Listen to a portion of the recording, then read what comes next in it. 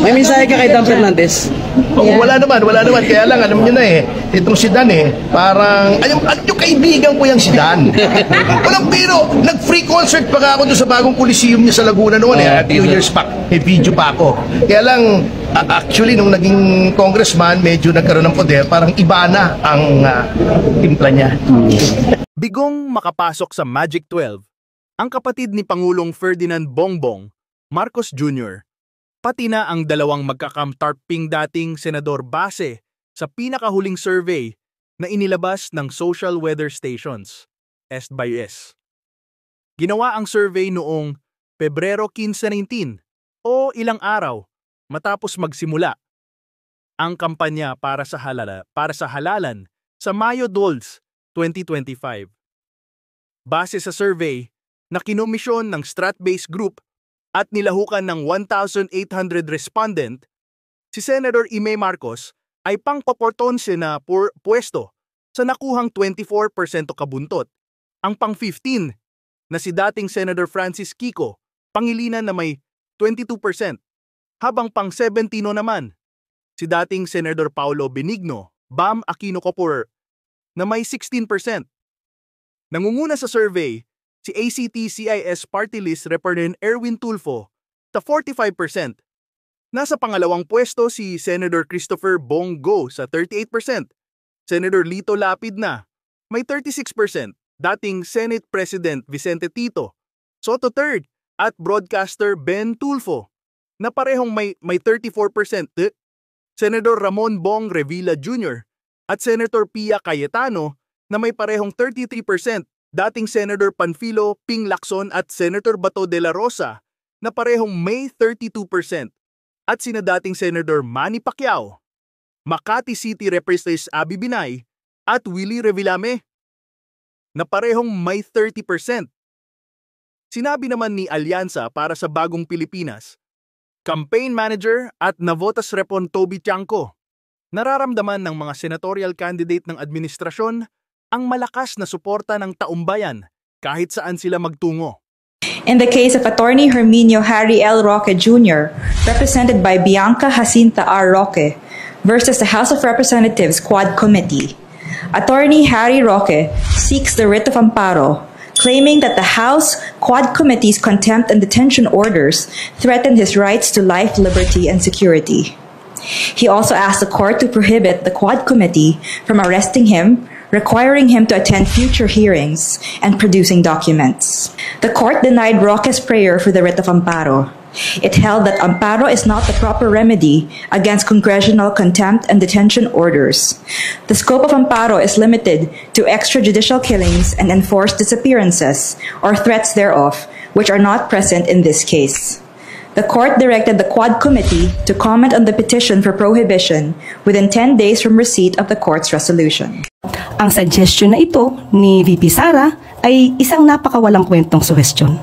Siya bilang Vice President, mas maganda po sana kung siya ay mag-i-encourage sa mga tao na makipagtulungan na lang instead of having this feeling of hatred against the government. May we just get your reaction on the recent pronouncement of Vice President Sara Duterte that in an indignation rally in Cebu, she said na may karapatan ng mga Pilipino na magalit sa gobyerno, ma'am?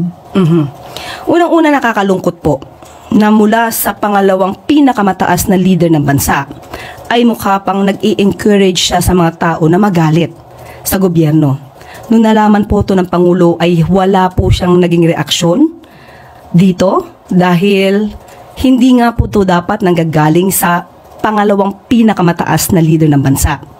Ang tanong lamang po, nung panahon ba ng kanyang ama, nagsabi rin po ba siya na maaari po kayo magalit? Lalong-lalo na po nung ang kanyang ama ay nabansagan at nabigyan po at kinilala bilang most corrupt noong 2017. Matatandaan niyo po ba yun? Noong, kailan po? Noong 2016 ay runner-up lamang ang Pangulo. Ito. Noong 2016, runner-up lang si Pangulo bilang most corrupt. Siya ay kinilala ng Organized Crime and Corruption Reporting Project. Pero noong 2017 ay nag-level up si dating Pangulong Duterte at siya na po yung naging awardee at kinilala ng People of the Year being the most corrupt. At inamin din naman po niya sa kanyang statement ni Pangulong Duterte na siya ay corrupt at siya ay nagnakaw. Pero naubos na nga lang. Kaya natatandaan niyo po ba yun? Because meron pa po ako ditong statement niyan. Okay? So, ang tanong lamang natin, yung ba ay hindi niya man lang nasabi na dapat na merong karapatan ang taong magalit. And at the same time, wala po tayong nadinig sa Pangulo kahit ano pa ang naging di umanong anomalya ng DepEd sa pamumuno ni VP Sara. Lalong-lalo na nung nasayang ang pondo sa mga pagkaing na bulok lang na intended sana sa mga estudyante, lalong-lalo na sa mga maralitang estudyante.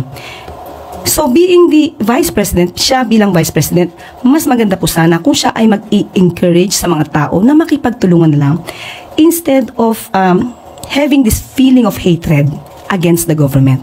Mas maganda po na sabay-sabay sana tayong umangat kaysa sa may mga ibang tao na gusto magpabagsak ng gobyerno. She's arguing that it's part of freedom of expression. Yes, wala po tayong masasabi kung kanyang ine-express ang kanyang damdamin. Pero bakit naman ngayon lang? Mas marami naman din pong nangyari nung panahon ng kanyang ama. So parang ang pag-encourage po ba niya na magalit ang tao, meron po ba itong link doon sa sinasabing destabilization? At pinapatungkulan palagi na ang taong bayan ay dapat nang kumilos laban sa gobyerno. Ma'am, nabanggit niyo po kanina wala pong reaction si Presidente. So nakakausap niyo po ba siya tungkol sa mga ganitong pag may banat po yung mga Dutertes against him? Tinanong po natin yan sa PCO na nakipag-usap kay Pangulo dahil tinanong natin, definitely alam natin na ito ay magiging issue. Ang tinanong po natin, ano po ba ang reaksyon ni Pangulong Marcos? Kilala po natin ang Pangulo. Hindi siya agad-agad nagre-react sa mga ganito. Kaya hayaan na lang natin dahil siguro iniisip niya ang suggestion na ito ni VP Sara na i-entertain o maging okay lang na maging magalit sa gobyerno ay isang napakawalang kwentong suhestyon. One message being sent by Speaker Romualdez, ako ang pinakamatigas dito sa Pilipinas. Kaya ko kayo lahat. By making Congressman Sandro Marcos the lead or the point man sa pagsulong ng impeachment, ipinakita niya very subtly that the President cannot even control his own son. General Appropriations Fund para matakpan ang kanilang malaking kasalanan dito sa sambayan ng Pilipino. Para sa halip na ito pag-usapan, ang pag-usapan siyempre yung impeachment sa inaakala nilang malaking storya. At alam niyo ba, ang tingin ko dyan, kahit pa paano ay isang master stroke yan ni Speaker Romualdez. Bakit ko sinasabi? Bukod sa ito ay pantakip dito sa malaking news ng insertions na ngayon ay nasa kataas-taasang hukuman at pati na dito sa piskalya sa Lunes, isang purpose yan. Number 2, pinapakita dyan ni Speaker Romualdez na the President is not in control. He is the one in control. Bakit? Sapagkat publicly sinabi na ni Pangulo ayaw niya ng impeachment. Sa kabila ng sinabing yun ng Pangulo ay isinulong pa rin niya impeachment. Not only that, by making Congressman Sandro Marcos the lead or the point man sa pagsulong ng impeachment, ipinakita niya very subtly that the President cannot even control his own son. Diba? Number 3, pinapakita niya sa Iglesia ni Cristo na para bang ibig niya sabihin, hindi ko kayo kailangan. Kahit mag-rally kayo laban sa impeachment, yung kahit nakakuha kayo ng 2 milyon nationwide na mag-rally against impeachment, hindi namin pakikinggan yan, hindi namin kayo kailangan sapagkat yung 241 billion namin ay mas maraming mabibiling boto kaysa sa boto ng Iglesia as a block. Yan po ang mga mensaheng isinusulong yung impeachment na yan At number 4, dry run po ito. Sapagkat kung hindi man matutuloy yung impeachment, etong kongresong ito, because of lack of material time, pwede ulit itong ilitin after the 1-year moratorium at pinakita ni Speaker na siya ay may super majority na anytime kaya niyang ipa-impeach si Vice President Sara Duterte, and indirectly pinapakita niya that he can hold the president hostage. Why? Because siya mismo kaya niyang ipa-impeach pati ang presidente. So by doing this impeachment right now, there is one message being sent by Speaker Romualdez: ako ang pinakamatigas dito sa Pilipinas, kaya ko kayo lahat. Salamat. Sir, kasama po ba kayo sa legal counsel ni Vice President Sara sa impeachment? Hindi po. Yan naman hindi tayo pwedeng magpresenta eh. That is unethical. Kailangan lumapit siya sa akin. Besides, I don't think so. Kasi hindi ko naman po kilala si Vice President Sara Duterte. Personally, I've not even met her. Not even once, actually. Attorney, ano po masasabi niyo sa mga congressman na pumirma sa impeachment ni Bibi, tapos ang nilarason wala po silang choice kundi pirmahan gawa ng i-hold ang kanilang budget for mawawalan silang budget? That is a matter between them and their own respective consciences. And it's a matter ng kanilang konsyensya. Sir, pwede po bang matanggal si Martin Romualdez? Ipingkis, alam natin yung kaso, mahabang proseso ito. Ipingkis matapos ng eleksyon, tapos yung by commission na yan, pwede po ba siyang matanggal as congressman? If he's found to have falsified legislative documents, maaring one of the accessory penalties could be disqualification from public office, either temporary or perpetual. So kasama po yung accessory penalty pag ikaw ay convicted with finality ng isang criminal offense. Pero matagal pa yan malayo pa yan. Ano oras kayo mag-file, sir, sa 10:30 saan po po yan sa DOJ? Dito sa City Prosecutor ng Quezon City. Sapagkat ang House of Representatives ay saklaw ng teritoryo ng lungsod ng Quezon, doon po nangyari ang krimen ayon sa aming pananaliksik, at syempre in a criminal case, venue is jurisdictional. Kung saan nangyari yung krimen, doon ipa-file yung kaso. Salamat, sir. Salamat. Thank you. Mensahe ka po ba sa mga pumirma na support sa impeachment ni VP Inday?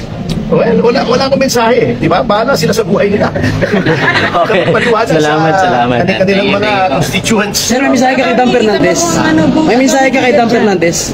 Wala naman.